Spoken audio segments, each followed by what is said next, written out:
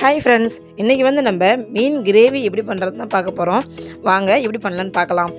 இதுக்கு ஃபஸ்ட்டு நம்ம ஒரு கடாயில் மீன் மசாலா பவுடர் தான் போட்டிருக்கோம். அதை போட்டு கொஞ்சமாக தண்ணி ஊற்றி நல்லா மிக்ஸ் பண்ணிக்கோங்க. மிக்ஸ் பண்ணிவிட்டு க்ளீன் பண்ணி வச்சுருக்க மீனை இதில் மசாலா போட்டு எடுத்து வச்சுக்கலாங்க. கொஞ்சம் கொஞ்சம் மசாலா சேர்த்து எடுத்து வச்சுக்கலாம். இதுக்கப்புறம் நம்ம கிரேவி பண்ணுறதுக்கு மசாலா எப்படி அரைக்கிறதுன்னு பார்த்துக்கலாம் வாங்க. 100 கிராம் சின்ன வெங்காயம், ஒரு பெரிய வெங்காயம் தோல் உரித்து எடுத்து வச்சுருக்கோம். இது மிக்ஸி ஜாரில் சேர்த்துட்டு கொஞ்சமாக இஞ்சி, பூண்டு, கொஞ்சமாக கொத்தமல்லி சேர்த்துக்கோங்க.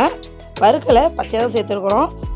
4 காஞ்ச மிளகாய், அதுக்கப்புறம் பார்த்திங்கன்னா மிளகு, ஜீரகம் இதெல்லாம் சேர்த்துட்டு நல்லா ஃபைன் பேஸ்ட்டாக அரைச்சி எடுத்துக்கோங்க. அரைச்சி நம்ம எடுத்து வச்சுக்கலாம். இப்போ நான் சின்ன தக்காளி இருக்கிறதுனால 7 தக்காளி எடுத்திருக்கேன். தக்காளி மிக்ஸி ஜாரில் போட்டு நல்லா அரைச்சி எடுத்து வச்சுக்கலாம். இப்போ ஸ்டவ் ஆன் பண்ணிவிட்டு தோசைக்கல்லை வச்சு நல்லா சூடானதுக்கப்புறம் எண்ணெயை ஊற்றி மசாலா போட்டு வச்சுருக்க மீனை வறுத்து எடுத்து வச்சுக்கலாம். மீன் சாப்பிட்றதுக்கு வறுக்கிற மாதிரி வறுக்கக்கூடாது, பாதி தான் வேகணும், அந்தளவுக்கு வறுத்து எடுத்து வச்சுக்கலாம். இப்போ ஒரு கடாயை சூடு பண்ணிவிட்டு சூடானதுக்கப்புறம் எண்ணெய் ஊற்றிக்கோங்க. எண்ணெய் ஊற்றிட்டு கொஞ்சமாக சோம்பு, கொஞ்சம் ஜீரகம், ஒரு பச்சை மிளகாய், கொஞ்சமாக கருவேப்பிலை போடுங்க. போட்டதுக்கப்புறம் அரைச்சி வச்சுருக்க மசாலா ஊற்றி போட்டுக்கோங்க. போட்டுட்டு நல்லா பச்சை வாசம் போகிற அளவுக்கு வதக்கி விட்டுக்கோங்க. இதெல்லாம் வதங்கினதுக்கப்புறம் அரைச்சி வச்சுருக்க தக்காளியும் சேர்த்துக்கலாம். தக்காளியும் சேர்த்து நல்லா பச்சை வாசம் போகிற அளவுக்கு இதெல்லாம் வதக்கி விட்டுக்கோங்க. இது வதங்கினதுக்கப்புறம் உப்பு கொஞ்சம் சேர்த்து நல்லா வதக்கி விட்டுருங்க. இதுக்கப்புறம் 1 டீஸ்பூன் குழம்பு மிளகாத்தூள், 1/4 டீஸ்பூன் மஞ்சள் சேர்த்துக்கோங்க. காரத்துக்கு தகுந்தப்போ நீங்கள் மிளகாத்தூள் சேர்த்துக்கலாம். சேர்த்துட்டு கொஞ்சமாக தண்ணி சேர்த்து வதக்கி விடுங்க. இப்போ புளி கரைச்சி வச்சுருக்கோம், அந்த தண்ணியை கொஞ்சமாக சேர்த்துக்கோங்க. சேர்த்துட்டு தட்டு போட்டு மூடி நல்லா பச்சை வாசம் போகிற அளவுக்கு ஒரு 10 நிமிஷம் கொதிக்க விடுங்க.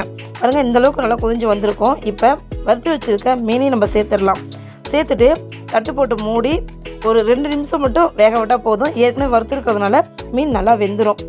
ஓப்பன் பண்ணி பாருங்கள், கிரேவி நல்லா நம்மளுக்கு கொதிஞ்சு வந்திருக்குது.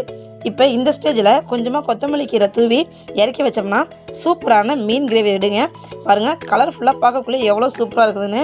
இது சாப்பிட்றப்போ அவ்வளோ ஒரு டேஸ்ட்டாக இருக்கும். சாப்பாடு போட்டு சாப்பிட்றப்ப இது சாப்பாடு மட்டும் இல்லை, இட்லி, தோசை, சப்பாத்தி இது எல்லாத்துக்குமே அவ்வளோ ஒரு டேஸ்ட் அண்ட் எம்மியாக இருக்கும்.